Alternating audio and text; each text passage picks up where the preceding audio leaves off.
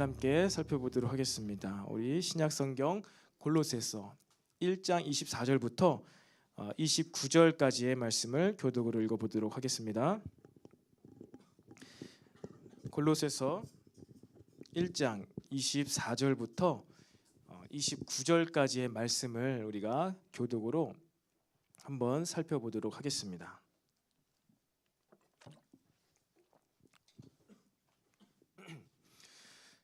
제가 먼저 24절 말씀을 봉독하도록 하겠습니다.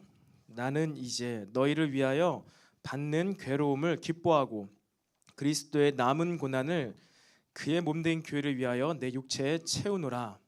내가 교회의 일꾼 된 것은 하나님이 너희를 위하여 내게 주신 직분을 따라 하나님의 말씀을 이루려 함이니라. 이 비밀은 만세와 만대로부터 감추어졌던 것인데 이제는 그의 성도들에게 나타났고 하나님이 그들로 하여금 이 비밀의 영광이 이방인 가운데 얼마나 풍성한지를 알게 하려 하심이라. 이 비밀은 너희 안에 계신 그리스도시니 곧 영광의 소망이니라. 우리가 그를 전파하여 각 사람을 권하고 모든 지혜로 각 사람을 가르침은 각 사람을 그리스도 안에서 완전한 자로 세우려 함이니. 함께 읽겠습니다. 이를 위하여 나도 내 속에서 능력으로 역사하시는 이의 역사를 따라 힘을 다하여 수고하노라. 아멘. 네, 할렐루야. 네, 우리 이 시간에도 좌우에 앞뒤에 있는 지체들과 한번 이렇게 인사해 보도록 하겠습니다. 성령 충만합시다. 성령 충만합시다. 우리 매일 기도합시다. 매일 기도합시다. 우리 오늘 특별히 부활주일 맞이하여서 이렇게도 한번 인사해 볼까요? 예수님께서 부활하셨습니다. 예수님께서 부활하셨습니다. 네, 예수님께서 부활하셨습니다. 여러분 살면서 지금까지 몇 번이나 이 부활주일 맞이하셨습니까? 우리 모태 신앙인 분들은 뭐 그래요. 기억 안 나겠지만 매주 부활주일 참여했더라면은 내 나이가 내 부활주일을 예배를 드린 횟수가 되겠지요. 뭐 20번 드릴 수도 있고 뭐 30번 드렸을 수도 있고 어쨌든 뭐 수십 번 우리는 부활주일 예배로 드렸을 것입니다. 예수님께서 한 번 부활하셨지만 우리는 계속해서 이 부활에 대해서 묵상하고 이제 말씀을 나누고 있는데요. 오늘도 우리가 2023년도 부활주일 예배를 드리고 있습니다. 여러분 어떻습니까? 우리 부활주일이어서 우리가 좀 뭐 데코레이션도 하고 좀 이쁘게 꾸며야 될 텐데 뭐 그렇지 않아서 그런지 모르겠지만 그냥 너무 익숙하지요. 뭐 특별한 날 같지가 않지요. 그냥 익숙하지요. 우리가 부활주일을 맞이하기 위해서 매번 하는 행사가 있습니다. 한 주간 동안 여러분 무엇을 했습니까? 그래요. 고난주간 특별 새벽 기도로 여러분 한 주간은 보내시지 않았습니까? 한 주간 특별히 우리 청년들 가운데서 이제 예배팀으로 모두 너무 잘 섬겨 주었는데요. 너무 예배팀으로 섬겨준 세션들과 또 싱어분들 너무나 감사합니다. 여러분들로 인하여서 또 우리가 더 은혜롭게 예배를 드릴 수 있게 된 것 같아요. 뭐 여러분 가운데 계시겠지만 아무튼 우리 특세로 예배팀으로 섬긴 우리 청년들 위해서 한번 좀 격려의 박수를 보내주면 좋을 것 같습니다. 받을 분들이 받으십시오. 여기 중간중간에 많이 또 섬겼을 텐데요. 그리고 특별히 또 이번 주에는 우리 이번 고난 주간에는 그동안 우리가 많이 이제 업센트 이제 부재했었던 또 드럼으로 한 형제가 일주일 내내 섬겨줬어요. 저는 한 며칠은 빠질 줄 이렇게 생각을 했는데 단 한 번도 빠지지 않고 정말 5일 동안 사역자만큼 너무나 수고해줬어요. 우리 승아 형제 네, 너무 고생 많았습니다. 네, 힘내시고요. 네, 여러분 지금 진짜 부활을 맞이할 것 같아요. 우리 매일마다 아침에 4시 반에 일어나면서 4시 일어나면서 고생했을 텐데요. 또 부활의 감격이 남다르죠. 네, 그렇죠. 그래서 뭐 또 이렇게 예배팀뿐만 아니라 또 우리 청년들 가운데 그래도 고난 주간이기 때문에 새벽기도 나와서 예배를 또 기도를 했던 청년들이 많이 있었는데 또 하나님께서 은혜 주시기를 간절히 소망합니다. 뿐만 아니라 나오지 못했지만 여러분 예배를 사모하시기 바랍니다. 특세 때 뭐 상황이 여의치 않아서 또 집이 멀어서 여러 가지 이유로 예배에 참여하지 못한 청년들이 있을 수도 있습니다. 하지만 여러분 또 예배와 기도를 여러분 사모하시기 바랍니다. 이번에 못했더라면은 다음번에라도 여러분 더 의지를 내셔서 열심히 있는 그러한 신앙생활을 해 나가시기를 축복합니다. 네, 여러분 우리가 이처럼요 부활주일이 그냥 오는 게 아니에요. 부활주일이 오기 위해서는 항상 뭐가 오죠? 고난중간이 옵니다. 고난 없이 부활이 없어요. 죽음 없이 부활주일이 없습니다. 그래서 우리가 이 부활에 대한 기쁨이라 할까요? 부활의 참 의미, 부활에 대해서 묵상하기에 앞서서 우리는 항상 무엇을 묵상해야 돼요? 고난, 죽음. 이 고난을 여러분들이 묵상할 수가 있어야 됩니다. 우리가 예수님을 믿는다고 해서요 죽음 없이 고난 없이 천국으로 옮겨지지가 않습니다. 철로역정이라는 최근에 개봉한 몇 년 전에 개봉한 그 애니메이션에서 나오지 않습니까? 크리스천이 마지막에 하늘나라 천국 하나님의 성으로 입성하기 위해서 그렇게 열심히 막 이렇게 믿음으로 해서 들어가나요?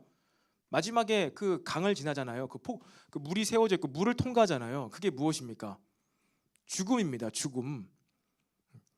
그 죽음을 내가 통과하리라, 죽음을 맞이하리라, 그 용기를 갖고 크리스천이 그것을 통과했을 때 하늘나라에 하나님의 성에 들어갈 수가 있게 된 것입니다. 여러분 우리에게 믿음이 있지만 천국 소망이 생겼지만 우리 계속 팔복도 하고 있잖아요.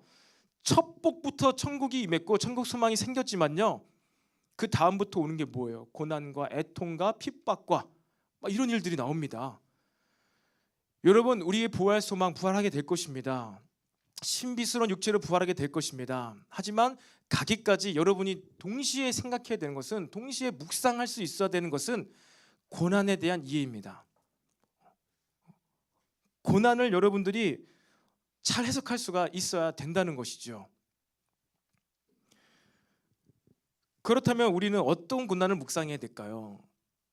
예수님께서 이렇게 주님이신데 하나님이신데 이렇게 처절하게 처참하게 고난받으시고 채찍받으시고 너무나 정말로 부끄러운 모습으로 죽으셨기 때문에 우리 주님이, 우리 예수님도 이렇게 하셨고 우리 주님께서 여우는 제굴이지만 인자는 머리 둘 곳도 없다.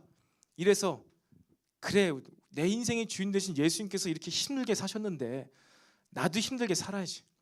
예수님께서 집도 절도 없이 그렇게 떠돌아다니면서 나그네 인생을 사셨는데, 집은 있었습니다. 나그네 인생을 사셨는데 그래 내가 집이 없는 거 그래 나도 괜찮지 뭐. 우리 주님께서도 집이 없으셨는데 난 평생 뭐 월세로 살아도 만족해.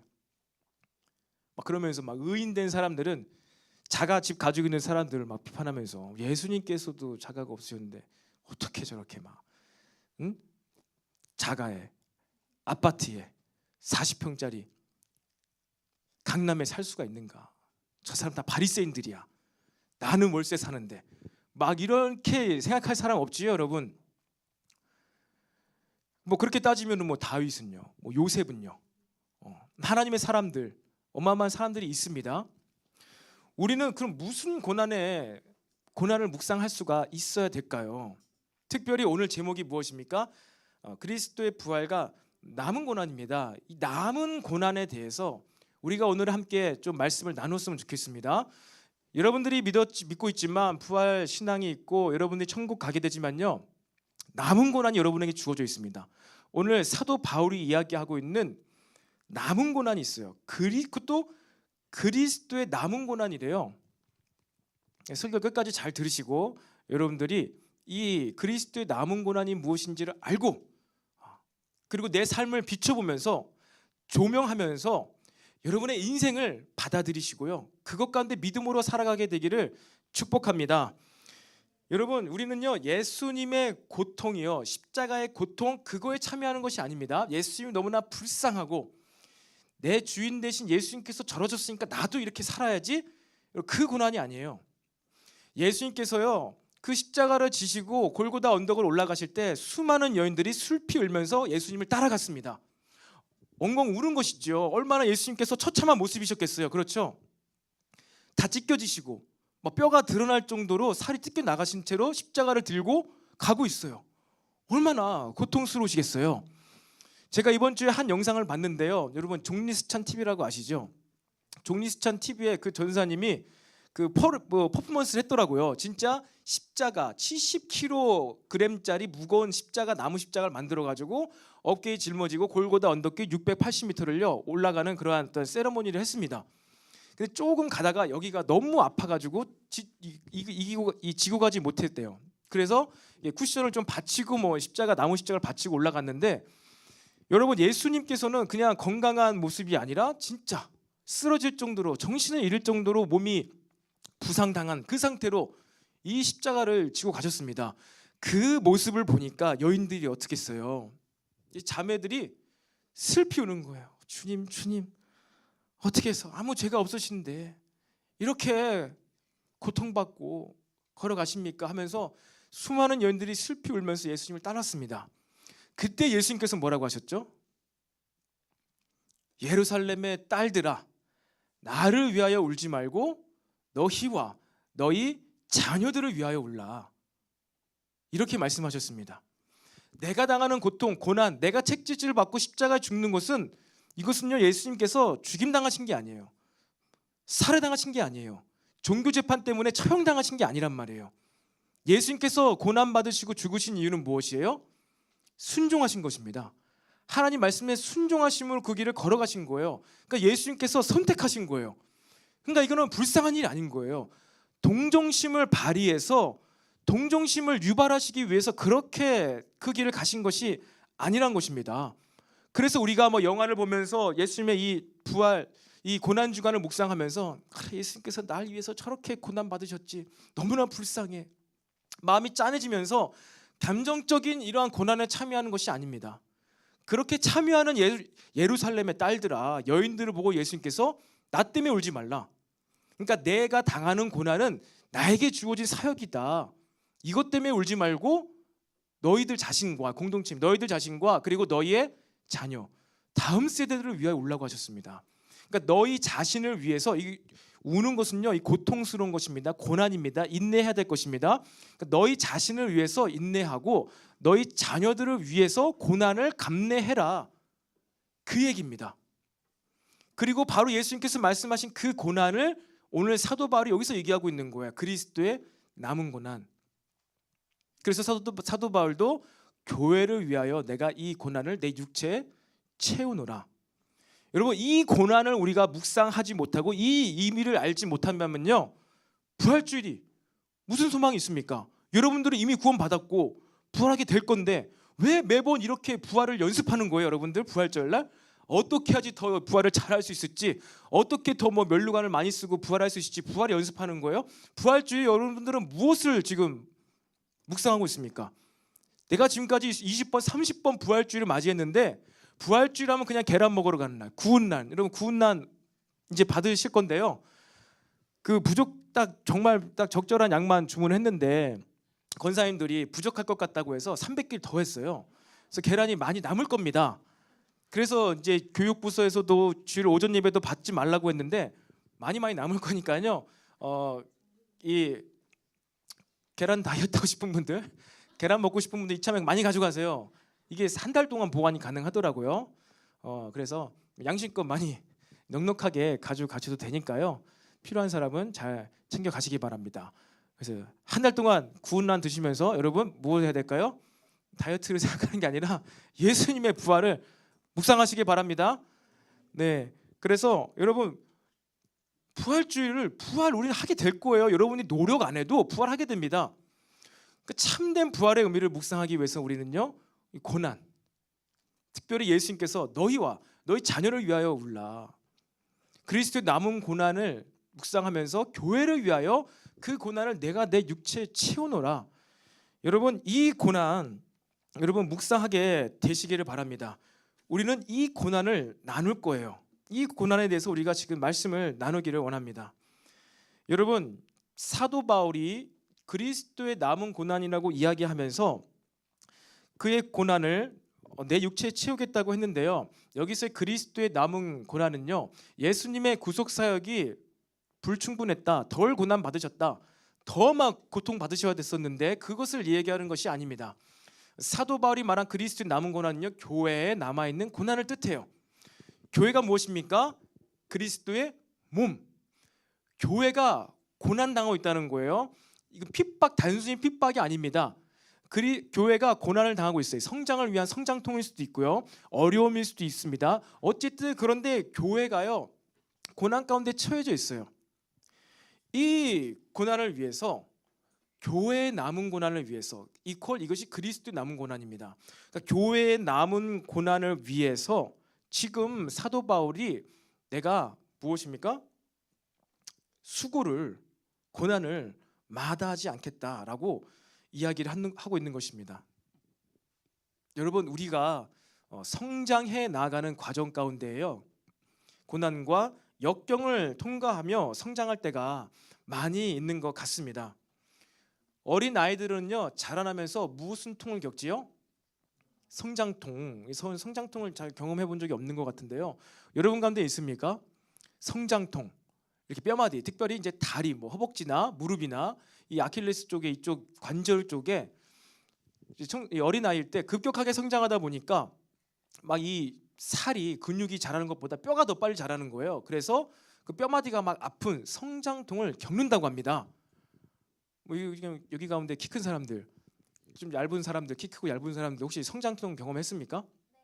아, 그래요. 우리 누군가 아주 당당하게 얘기했는데, 아무튼 여러분, 성장하기 위해서 잘못된 게 아닌데 자연스러운 것이긴 하지만 급격하게 성장하는 과정 가운데 통증, 육체적인 고통을 경험을 한다는 것입니다. 그리고 그러한 육신적인 몸의 성장통뿐만 아니라요, 사춘기를 지날 때 우리가 무슨 시기라고 하죠? 네 글자로 질풍노도. 질풍노도의 시기. 여러분 교독 시간에 안 배웠나요? 혹시 윤리 시간에 저는 배웠거든요. 여러분 혹시 안 배웠나요? 진짜 배웠죠? 이 질풍노도라는 거 배웠잖아요. 질풍노도의 시기는 무엇이죠? 심리적으로 막 획가닥 하는 거예요. 제가 얘기했잖아요. 저는 중학교 3학년 때 애니메이션 고등학교를 들어가려고 다니던 속셈학원을 때려치고 사람 얼굴 그리기 시작했다고. 눈동자 그리고 코 그리고 입 그리고. 너무나 하고 싶은 게 있던 거예요. 그걸 하기 위해서 내가 애니메이션 고등학교를 들어가야 되는 거예요. 그러니까 속셈학원은 필요 없어. 내신은 이미 다 끝났어. 실기만 하면 돼. 2달 하다가 아닌 것 같다 때려치고 다시 학원으로 갔어요. 그리고 이제 고등학교를 갔습니다. 다른 고등학교를. 이처럼 이 심리적으로도요, 우리가 성장하는 과정 가운데 질풍노도의 시기를 지나기도 합니다. 근데 어쨌든 이처럼 육체적, 심리적으로 급격한 변화, 이 변화는 성장의 과정입니다. 급격한 변화를 겪는 이 시간을요, 이 기간을 우리가 건강하게 잘 보낼 수만 있다면요, 정말 건강한 자아상을 가진 어른으로, 건강한 육체를 가지고 있는 건장한 청년으로요 성장해 갈 수가 있다는 것이죠. 여러분, 영적으로도 마찬가지입니다. 우리의 영도 마찬가지예요. 영적으로도요, 우리의 영혼이 성장하기 위해서 때로는 고난당함이 주어질 때가 있습니다. 여러분, 여러분의 영도 성장함을 믿습니까? 사도 바울도 얘기하잖아요. 너희가 너무 어린아이다. 그래서 내가 저주로밖에 먹이지 못한다. 신령한 말들로 가르칠 수가 없다. 아가서의 내용이 그거예요. 어린 신부가 불타는 사랑을 할 수 있는 신부로 거듭나는 과정이 아가서 1장부터 8장까지의 내용입니다. 여러분의 몸이 성장하고 심리가 성장하고 지성이 이성이 성장하는 것처럼 저와 여러분의 영혼도 어떻게 돼요? 영도 성장합니다. 느껴지지가 않지만, 우리의 어떤 생각으로 판단되어지진 않지만 저와 여러분의 영혼도 어떻게 된다고요? 지금 성장해 가고 있다고요. 성장을 하고 있습니다. 어린 아이에서부터 어떠한 모습까지 성장을 해요? 어떠한 모습까지 우리의 영이 성장할까요? 그리스도의 장성한 분량에 이르기까지 하나님께서 우리들이 성장해 갈 것을 기대하고 계신다는 것입니다. 여러분, 영적인 나이도 분명히 있습니다. 영적인 나이가 있어요. 여러분, 어린 아기들은요, 뭐 갖다 싸우지요? 먹을 것 갖다 싸우잖아요. 하나 주고 2개 주고, 한 입 주고 2입 주고. 저희도 첫째와 둘째가 10살이고 4살이고 나이 차이가 굉장히 많은데 잘 대해줘야 됩니다. 먹는 거 똑같은 거 줘야 되고 동일하게 줘야 돼요. 왜 언니 한 번 더 주냐고. 이 질투가 있어요. 시기심이 있는 것이죠. 어린 아이들의 특징 아니겠습니까? 그런데 사춘기가 지나고 여러분과 같이 대학 청년 어른이 되면 어떻게 됩니까? 먹는 것 갖다 싸우나요? 팀 모임 할 때 우리 지난번과 같이 우리가 또 뭐 했습니까? 요리 대잔치를 해가지고 이렇게 함께 즐겁게 식사하는 교제 시간이 있었잖아요. 내가 먹는 것 때문에 좀 마음이 꼬이고 시기가 나고 막 배배 꼬인다. 성장하십시오. 그런데 여러분, 영적으로 똑같은데 교회는 무엇을 하는 공간이에요? 영적인 교제, 영적인 생활하는 공간이에요. 그래서 사회에서는, 집에서는, 그냥 뭐 직장에서는요, 뭐 이러한 저런 사소한 것 때문에 내가 삐지지도 않고 막 질투도 나지 않고 어른으로 사회생활을 하는데, 이상하게 교회만 오면은, 먹는 거 얘기 아니더라도 교회만 그냥 오면은 내가 어린아이가 돼버려요, 영적으로. 그래서 좀 인정 안 받고 좀 여러 가지 사소한 일 때문에 마치 어린아기가 먹는 것 때문에 다투고 투정 부리는 것처럼, 다 큰 어린인데 영적인 일을 할 때, 영적인 사역을 할 때, 영적인 교제를 할 때 이상하게 어린아이 같은 모습들이 나타나는 내가 있을 수 있습니다. 그것은 뭐예요? 내 영적인 나예요. 내 영적인 나이가 그렇다는 거예요. 심리적으로는 몸은요 어른이 되었지만 영적으로는 동일하게 어린 아이이기 때문에, 아직 어린 나이기 때문에 영적인 뭔 활동을 할 때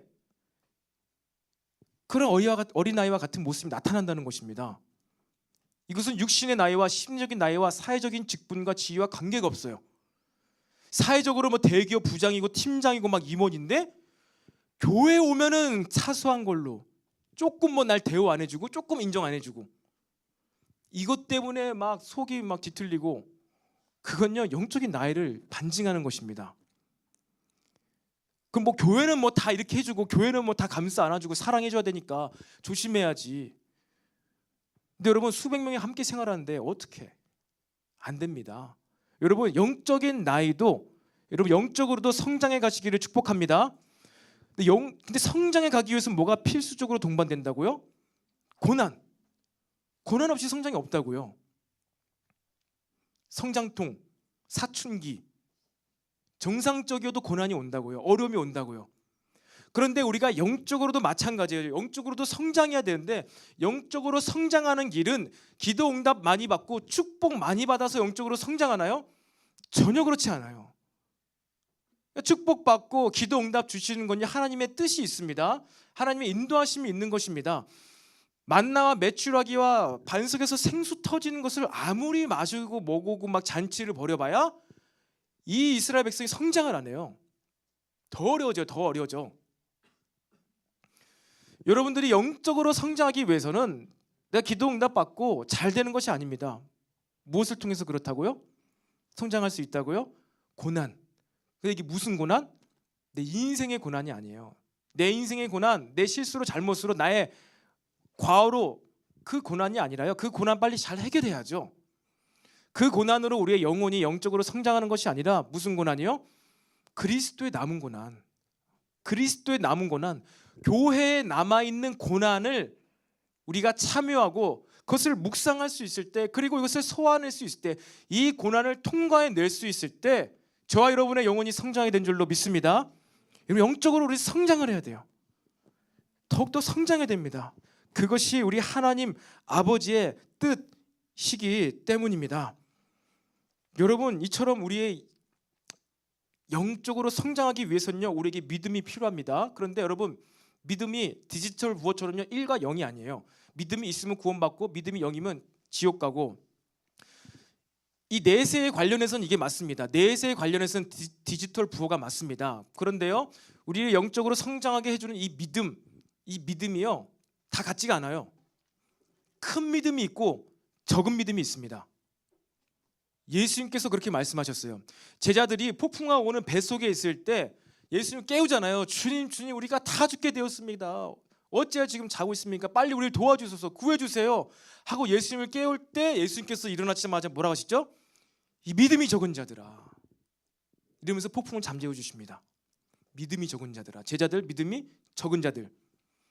그런데 귀신 들린 딸아이의 병을 고치기 위해서, 귀신을 쫓아내기 위해서 한 어머니가 예수님께 나와왔습니다. 주여, 말씀만 하옵소서, 내 딸이 낫겠나이다. 예수님께서 그 여인을 보고 뭐라고 하시죠? 믿음이 큰 자여, 내 믿음이 딸아이를 고쳤도다. 믿음이 큰 자요. 여러분, 작은 믿음, 큰 믿음이 있습니다. 폭풍과 몰아치는 환경을 바라볼 때 우리의 믿음은 작아져요. 딸아이가 귀신 들려서 병을 들었는데 오시지 않아도 그냥 말씀만 하면 낫겠다는 그 예수님을 바라봄으로 예수님께 주목할 수 있을 때 어떻게 된다고요? 우리의 믿음이 커집니다. 큰 믿음을 가지고 있을 때 우리가 고난과 역경을 통과함으로 말미암아 우리의 영혼이 영적인 성장을 해 나갈 수 있음을 믿으시기 바랍니다. 저와 여러분 모두가 다 큰 믿음으로 성장하기를 축복합니다. 여러분, 이 골로새서는요, 사도 바울이 얼굴을 한 번도 대면하지 않은 골로새 교인들을 위해서 기록된 책입니다. 사도 바울이 수많은 교회를 세웠지만 골로새 지방에 있는 교회들을 세우지 않았어요. 이 골로새 교회는요, 골로새 지방에 있는 콜로스인데, 콜로스 지방에 있는 이 교회들은요, 사도 바울이 에베소서에서 2년 넘게 사역을 했습니다. 가장 오래 사역을 했어요. 에베소에서 말씀을 들었던 에바브라라는 한 제자가 있었습니다. 그 에바브라가 에베소에서 충성스러운 일꾼이 되어서 자기 고향으로 돌아간 거죠. 골로새 지방입니다. 터키 중앙 쪽에 있는 지방이에요. 그곳으로 돌아가서 에바브로가 세운 교회가 골로새 지방에 있는 여러 교회들이었습니다. 그리고 이 골로새서의 기록 목적은 무엇이죠? 성도들을 그리스도 안에서 완전한 자로 세우기 위해서 바로 이 서신을 쓴 것이고, 그 서신을 쓰면서 사도 바울이 이 서신을 쓴 게 너무나 고통이었나 봐요. 자기가 직접 세운 교회도 아닙니다. 제자를 통해서 세워진 교회입니다. 얼굴도 아무도 모릅니다. 그리고 더 큰 고난은 무엇이죠? 지금 사도 바울의 처지가 어떻죠, 여러분? 사도 바울이 지금 서재에 들어가 가지고요, 타이핑을 치면서 이 서신서를 쓴 게 아니에요. 골로새서는 내 옥중 서신 중에 하나입니다. 지금 어디 있다고요? 지하 감옥, 로마의 감옥에 갇혀 있어요. 근데 에바브로를 통해서 소식을 들은 거죠. 바울, 내가 당신에게 은혜를 입어가지고 세운 이 교회들 가운데 지금 이러한 저러한 문제가 생기고 있어. 그래서 그렇게 매 맞고 감옥에 있는 바울이 뭘 하고 있는 거예요? 그 어려운 가운데에서, 그 집중하기 어려운 환경 가운데에서 그 고난을 감내하면서 서신을 쓰고 있는 거예요. 그리고 이 편지가 성경이 된 것입니다. 그런데 이러한 고난을 감내하면서도 바울이 지금 편지를 썼던 이유는 무엇이에요? 골로새 교인들을요, 속이는 자들이 있었기 때문입니다. 골로새 2장 4절을 보면요, 내가 이것을 말하면 아무도 교묘한 말들로 너희를 속이지 못하게 하려 함이니. 여러분, 오늘의 우리의 이 주제는 뭐라고요? 그리스도의 부활과 남은 고난입니다. 그래서 우리는 이 남은 고난에 참여하게 되어야 되는 거예요. 그런데 이 골로새 지방에 들어온 속이는 자들, 그것도 교묘히 속이는 자들이 했었던 사역, 그들의 일이 무엇이었냐면요, 고난을 가리는 일이었어요. 고난을 느끼지 못하게 만들었습니다.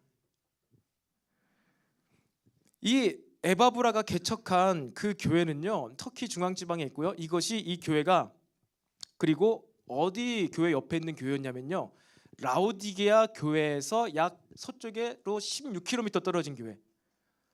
그리 멀지 않은 곳에 무슨 교회가 또 있었다고요? 라오디게아 교회가 있었다고요. 그리고 동서양이 만나는 곳이었기 때문에 동방의 신비한 종교들과 서방의 어떠한 그리스 로마 철학 사상이 혼합되어 있는 그 지방이 바로 터키 중부 지방이었어요. 그리고 그것이 골로새 지방과 이 라오디게아 교회가 있었던 그 지역이었습니다. 그래서 1세기에서 2세기 사이에 가장 크게 심각하게 교회를 힘들게 했고, 내부적으로 썩어서 막 배도하는 자들을 만들기도 했고, 막 예수님의 신성과 인성을, 예수님의 인성에 대해서 부인했었던 영지주의자들이 교회를 가장 어렵게 했는데요, 그 영지주의자들의 어떤 시작되는 곳, 아직 영지주의자들이 나오진 않았지만 그들의 어떠한 초기 모델이라고 할 수 있는 교묘히 속이는 자들이 동방에서부터 막 와가지고 이곳에 자리를 잡기 시작했습니다. 그래서 골로새 교회와 라디아 교회가요, 이 동방의 신비 종교에 많이 영향을 받았어요. 그리고 이 동방 신비한 종교는요, 어디서 갑자기 막 갑툭튀가 아니라 유대 카발라교, 유대 종교와 그리고 바벨론 종교, 우상 숭배하는 바벨론 종교가요 혼합된 게 유대 카발리즘입니다. 막 이러한 막 영상, 막 유튜브 영상 좋아하는 사람들이 카발라 좀 들어본 사람 있나요? 카발라, 카발리즘, 카발라, 생명나무 해가지고 1번부터 10번까지 있고 막 이런 이 유대 밀교라고 하는 유대 밀교라고 하는 이 카발라라고 하는 이 동방의 일단 신비한 어떠한 종교, 자기들만의 어떠한 그러한 밀교를 가지고 있던 사람들이 지금 서쪽으로 계속 오면서 터키 초대교회의 성도들 가운데 그들도 유대 하나님 믿었으니까 하나님 얘기하면서 조금만 아는 척하면서 우린 그리고 신비한 체험도 있어.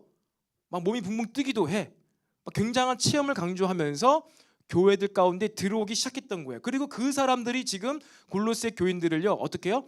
교묘히 속이는 말들로 무엇을 한다고요?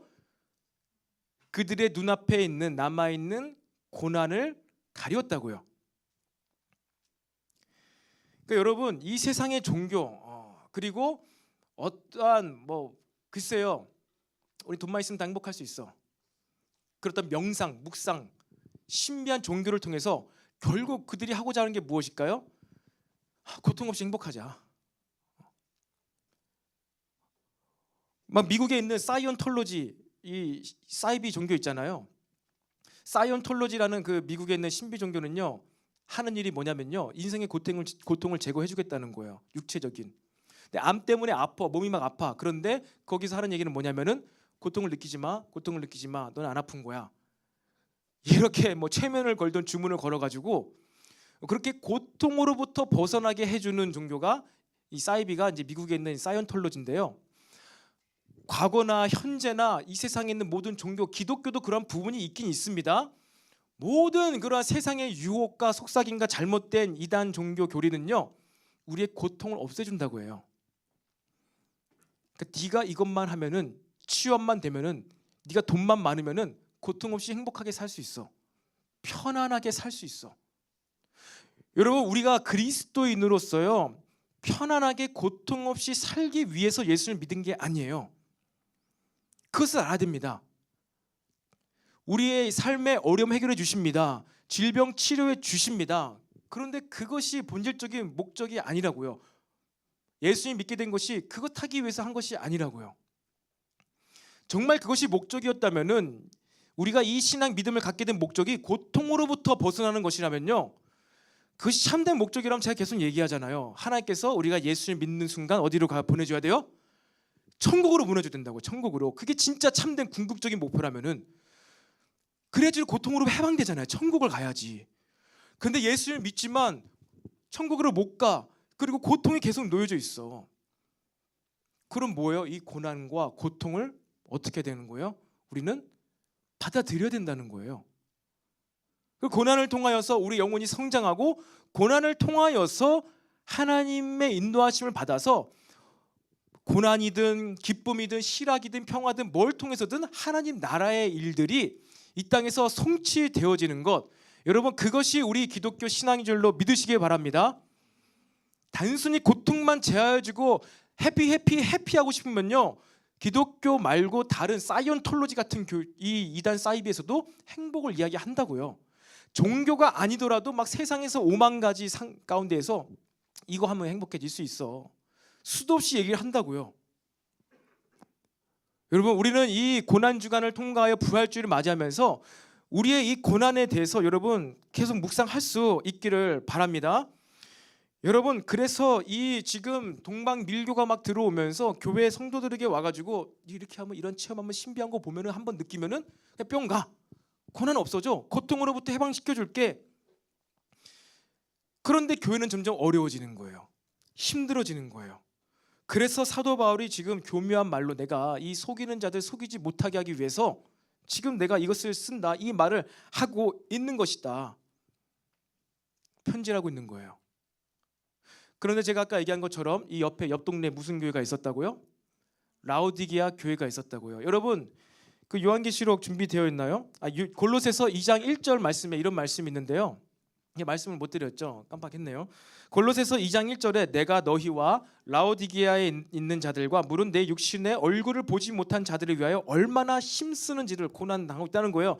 너희가 알기를 원하노니, 이 골로새 교회 교인들에게 누구 교회 얘기를 하고 있어요?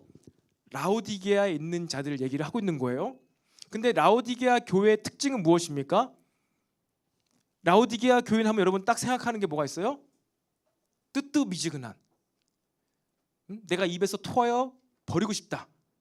요한계시록 3장 15, 17절에 내가 네 행위를 아노니, 라오디게아 교회를 얘기하죠. 네가 차지도 아니하고 뜨겁지도 아니하도다. 내가 차든지 뜨겁든지 하기를 원하노라. 네가 이같이 미지근하여 뜨겁지도 아니하고 차지도 아니하니 내 입에서 너를 토하여 버리리라. 네가 말하기를, 라오디게아 교회 성도들이 말하기를 나는 부자라, 부유하다, 부족한 것이 없다 하나 네 공고한 것과 가련한 것과 가난한 것과 눈먼 것과 벌거벗은 것을 알지 못하는도다 라면서 예수님의 무서운 경고와 심판의 메시지를 들은 교회가 무슨 교회라고요? 라오디게아 교회입니다. 그런데요, 여러분, 사도 바울이 골로새 편지를 쓰면서 동시에 옆에 있었던 라오디게아 교회도요 비슷한 어려움을 당했습니다. 비슷한 유혹을 받았습니다. 그래서 사도 바울이 라오디게아 서도 썼어요.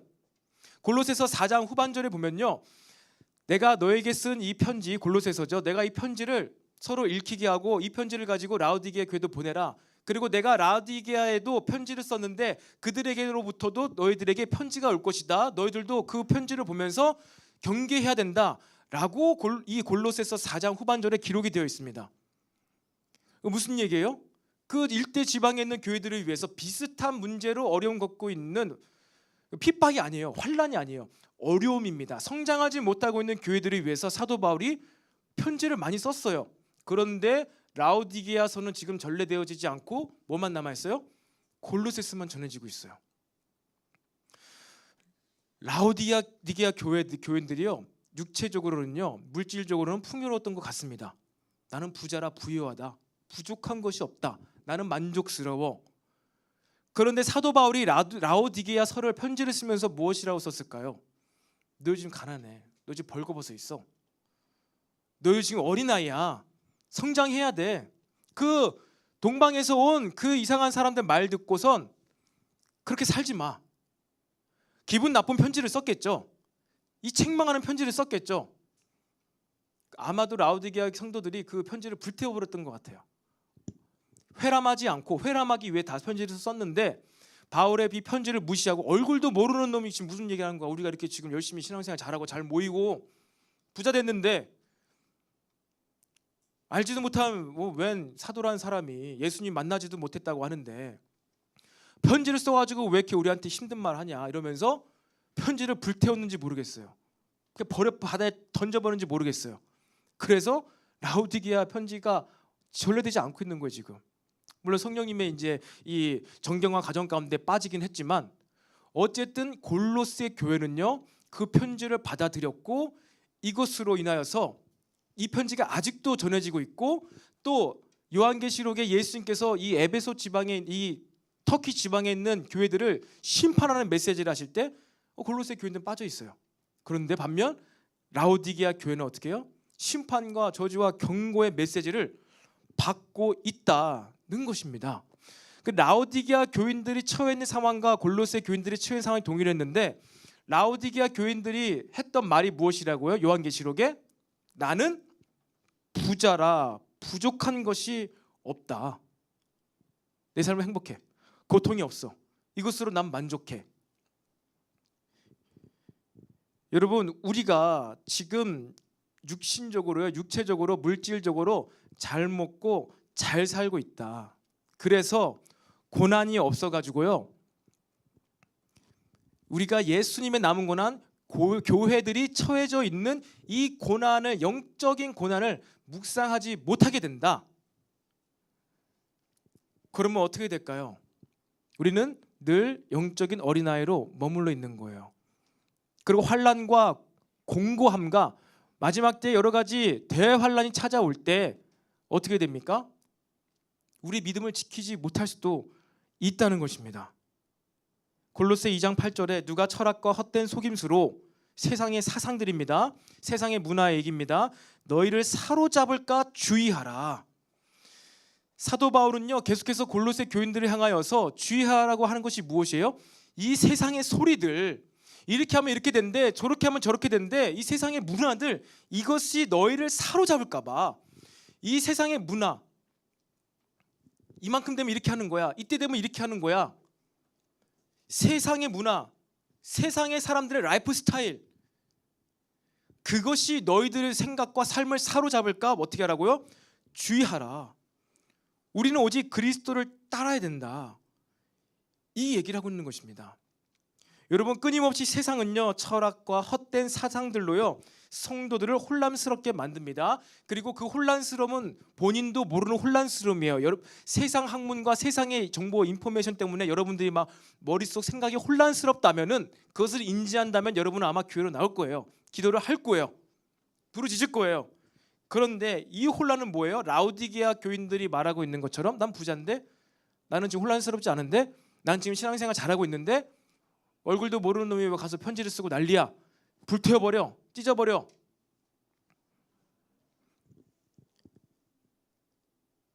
이 영주의적인 가르침, 이 영주의자들이 가르치는 것, 지금도 나타나고 있는 이 포스트 모던주의자들이 말하고 있는 것이 무엇이에요? 우리가 기독교 가치관과 하나님을 떠난 가치관이 부딪히면은 혼란을 일으키게 되어 있는데, 그 혼란을 일으키지 않도록 만드는 일을 교묘히 한다는 것입니다. 한마디로 이 성도들 교회의 온도, 지금 우리가 뜨거워져 가지고 에어컨을 켰죠.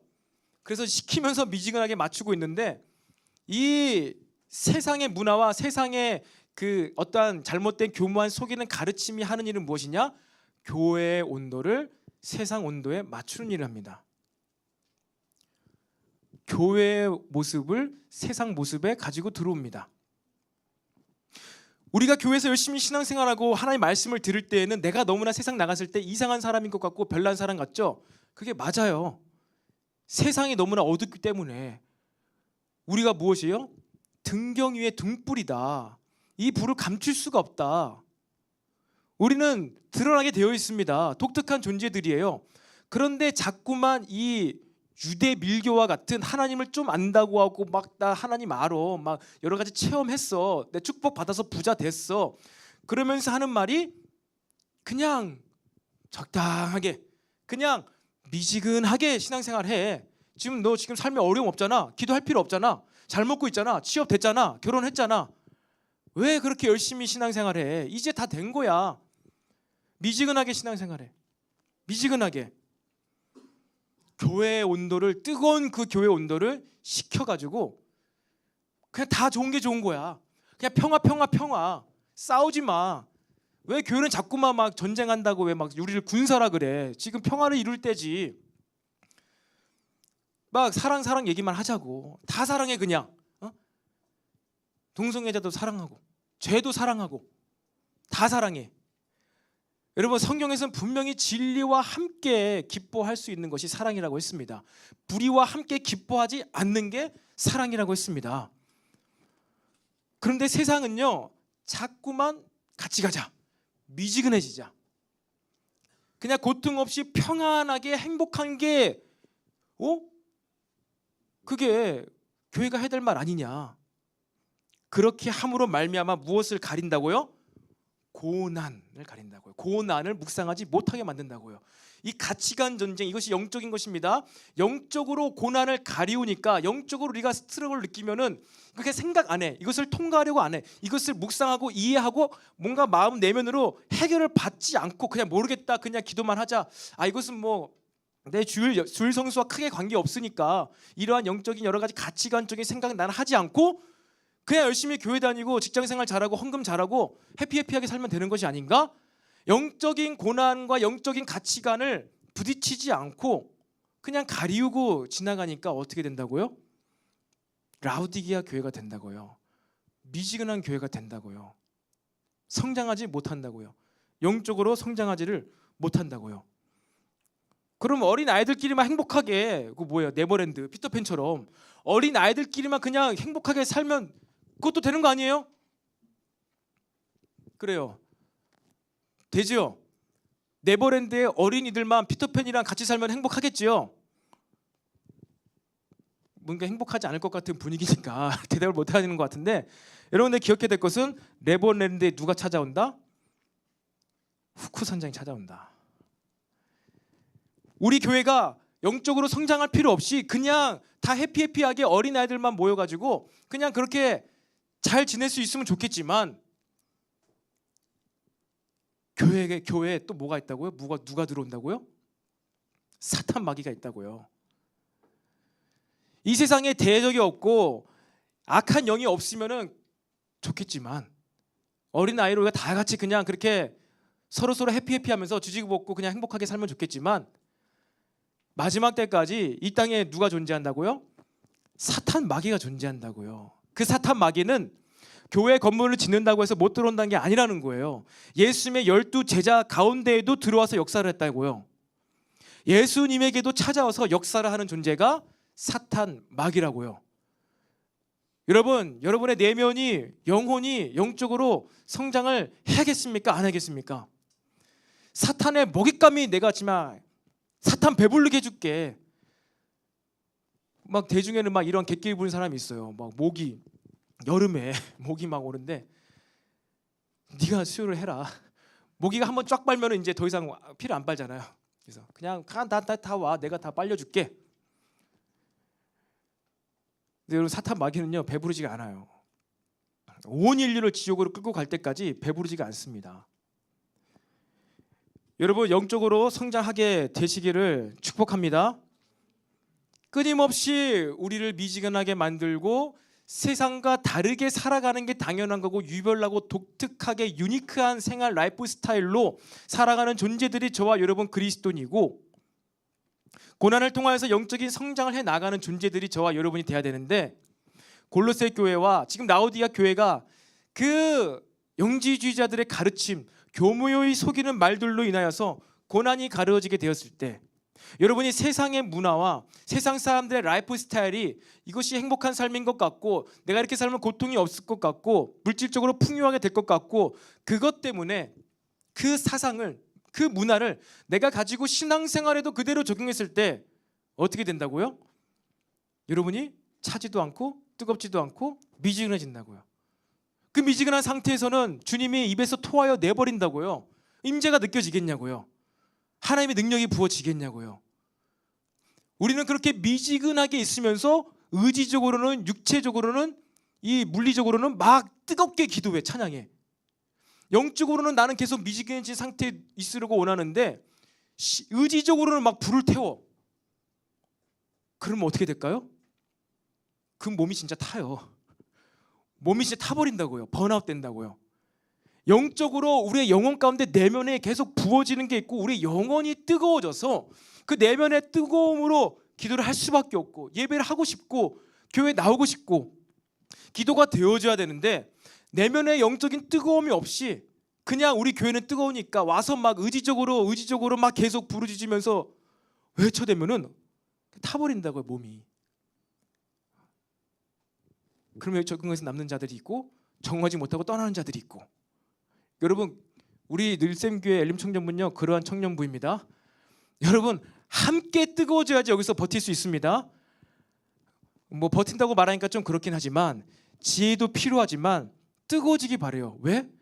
우리가 뜨거워지니까 너도 뜨거워져라, 당신도 뜨거워져라, 이 얘기가 아니라 뭐 때문에 뜨거워져야 된다고요? 사탄이 있기 때문에, 우리의 대적이 존재하고 있기 때문에 우리는 그들의 유혹과 속삭임에 넘어가지 않기 위해서 고난을 통하여서 여러분 성장해 가시기를 축복합니다. 네, 찬양 앞으로 나오시고요.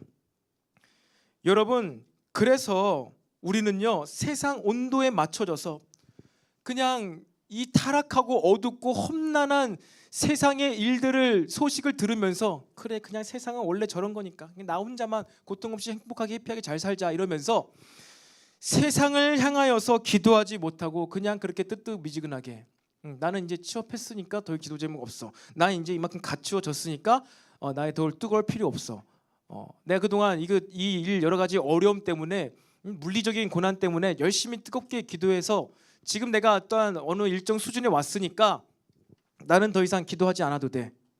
살아가기 편한데, 너무 행복한데. 여러분, 그렇게 지금 내 자신을 평가하고 있다면요, 하나님께서 여러분들 토해내고 있는 상황입니다. 우악! 느낌이 안 와서 제가 표현하자면 하나님이 우액하고 있는 거예요. 네 뜨겁게 하기 위해서 이런 어려움을 줬더니만 좀 이제 살만하다고, 먹고 살만하다고 기도도 안 하고 나한테 나오지 않네? 가증한 것, 가증하다, 속보인다. 야, 내가 너 이러려고 구원한 줄 알아? 여러분, 하나님의 음성이에요. 가증스럽다, 속보인다. 이게 하나님의 심정인데, 이 심정이 십자가를 통해서 여러분, 예수님께서 고난 중간 가운데 고난을 받으신 거예요. 그 심정 가지고 그대로 우리에게 필터링 없이 심판하셨다면은 우리 이미 다 죽었지요. 근데 하나님께서는요, 그렇게 우리를 만드신 것을 막 후회도 하시고 마음 아파하시고, 가증스럽다. 야, 11조 가져오지 마. 예배 드리러 오지 마. 누가 성전 문 좀 닫아줘. 도대체 왜 예배를 드리는 것이야? 얘들은 말라기서에 얘기하고 있잖아요.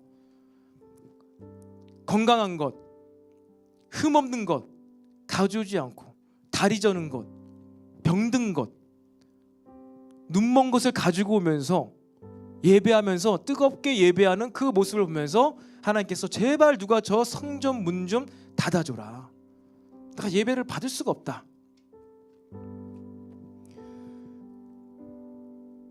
여러분, 그래서 한때 몇몇 이 신학자들과 목회자들은요, 이 코로나 시대를 통해서 전 인류 역사 가운데 전무후무하게 온 교회 문이 닫히게 된 이 현상을 바라보면서 말라기의 심판의 메시지가 지금 처해진 것 같다. 그동안 우리가 얼마나 예배를 그렇게 소홀히 드렸으면 하나님께서 하나님의 주권 가운데 발생된 일입니다. 이 교회 문 닫은 일이 이렇게까지 교회를 힘들게 하실까?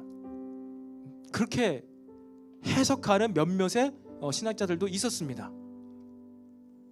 저는 100% 동의할 수 없지만 그렇게 얘기를 했다고요, 신학자들이. 지금 이 현대 그리스도인의 신앙생활의 모습이 어떻다고요? 말라기 시대의 모습과 똑같다고요. 속은, 영혼은, 그 영혼에 갈망하고 원하는 것은 미지근하고 세상과 그냥 똑같이 살고 싶은데 겉으로만 무언가 보여주고 싶고 보이려고 하는 그 모습, 라오디게아 교회 모습이었다는 거예요. 그런데 라오디게아 교회 모습이 왜 그렇게 됐다고요? 한순간에 그렇게 된 것이 아니라 그 속이는 자의 가르침을 받았다고요. 속이는 자들의 메시지를 자꾸 들었다고요. 유별나게 하지 마. 우리와 같이 해. 비슷하게 생활해. 주일만 가서 예배 드려. 고난 없이 행복하게 살면은 그게 다 장땡이야. 좋은 거야. 여러분, 그런데 그렇지가 않습니다. 우리 그리스도인들은요, 마지막 때까지 이 고난을 묵상할 수가 있어야 합니다. 고난 없이 부활이 없습니다. 죽음 없이 부활이 없습니다. 고난 없이 성장이 없다는 거예요. 특별히 우리 예수님께서 너희와 너희 자녀를 위하여 울라, 너희와 너희 자녀를 위하여 고통을, 고난을 인내하여라, 감내하여라, 감당하여라, 그 말씀을 하셨습니다. 여러분들 가운데는 이미 삶 가운데 어느 정도 포지션, 자리를 가운데 와 있는 사람이 있을 수도 있습니다. 대부분은 아닐 수도 있지만, 그래서 내 개인의 삶을 보았을 때는 기도 제목이 올라오지 않는 사람이 있을 수도 있을 거예요. 하지만 영적인 눈을 뜨고 미래를 생각했을 때는 여러분, 누구도 기도하지 않고 막 부르짖지 않고 하나님의 도우심 없이 살아갈 수 있는 그런 위인 같은 사람은 아마 우리 가운데 없을 것입니다. 우리 개인의 삶 가운데도 그렇게 아무리 평안해도요, 하나님 나라의 일을 위해서 우리는 기도를 해야 될 수가 있어야 됩니다. 아멘. 그리고 뿐만 아니라 여러분, 교회를 불러보십시오. 우리 교회, 급격한 성장통을 겪고 있는 우리 청소년부, 중등부, 고등부,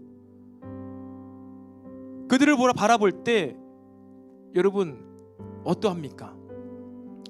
이 예수님의 마음, 우리가 내가 그래, 이것이 나에게 주어진 고난이 아닐까? 이것이 내가 묵상하고 해결해야 될 나에게 주어진 교회의 남은 고난이지 않을까? 여러분, 그 고난을 내 고난은 아니지만 주님의 몸된 교회를 위하여 그 고난을 내 육체에 채우는 그 자가 어떻게 된다고요? 영적으로 어른으로 성장할 수가 있다는 것입니다. 그들을 위해서가 아니라 여러분이 어른이 된다고요.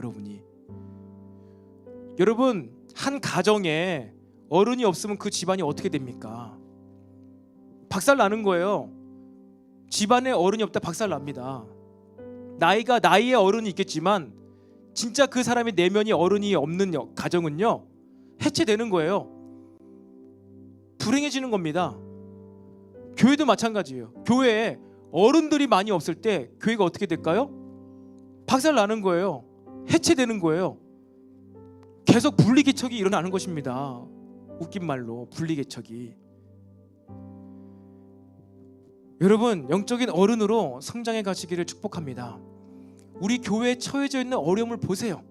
교회 공동체가 남아있는 여러분 고난의 상황들을 보는 자, 그 자들이 여러분 영적인 어른으로 거듭날 수가 있을 것입니다.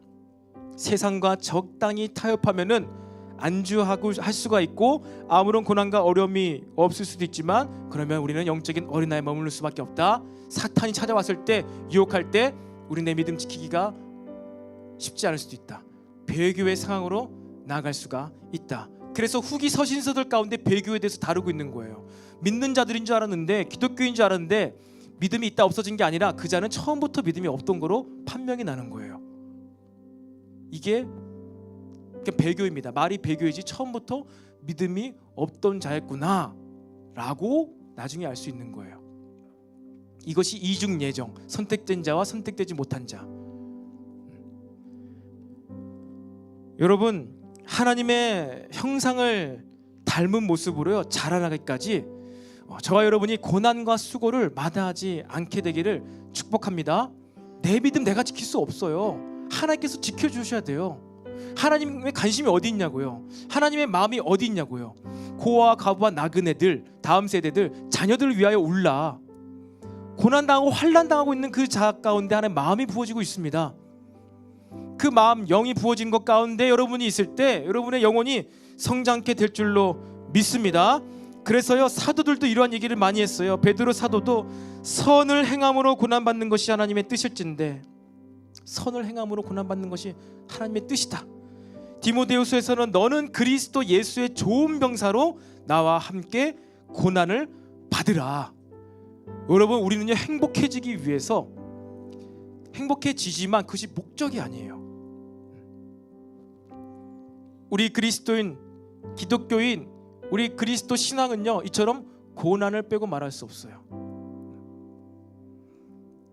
여러분, 선을 행함으로 고난받기에 주저하지 마시기 바랍니다.